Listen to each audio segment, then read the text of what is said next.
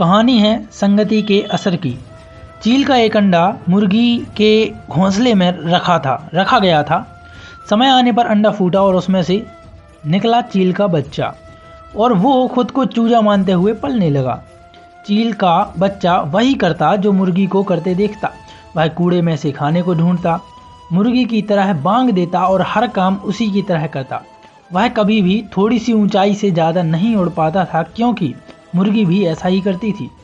उसने एक दिन आसमान में एक चील को बड़ी शान से उड़ते देखा। उसने मुर्गी से पूछा, कौन है वह सुंदर चिड़िया? मुर्गी ने जवाब दिया, वह चील है। वह एक तेज तर्रार चिड़िया है, लेकिन तुम उसकी तरह आसमान में कभी नहीं उड़ सकते, क्योंकि तुम एक मुर्गी हो।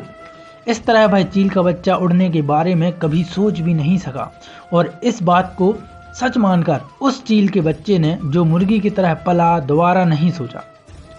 वह एक मुर्गे की तरह सारा जीवन जिया और मरा भी वैसे ही।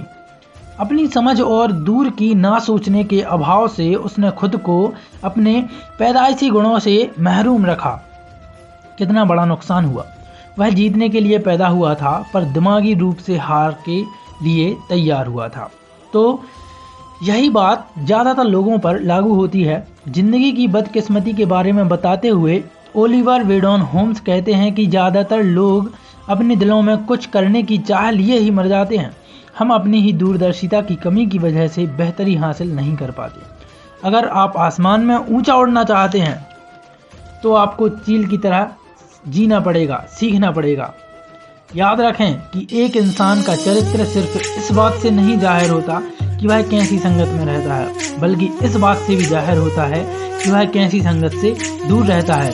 अतः हमारे जीवन में संगति का बहुत बड़ा प्रभाव पड़ता है, तो अपनी संगत सोच समझ कर चुनें। और आपका भाई हमेशा कहता है कि जीतने वाले कोई अलग काम नहीं करते, वो हर काम अलग ढंग से करते हैं।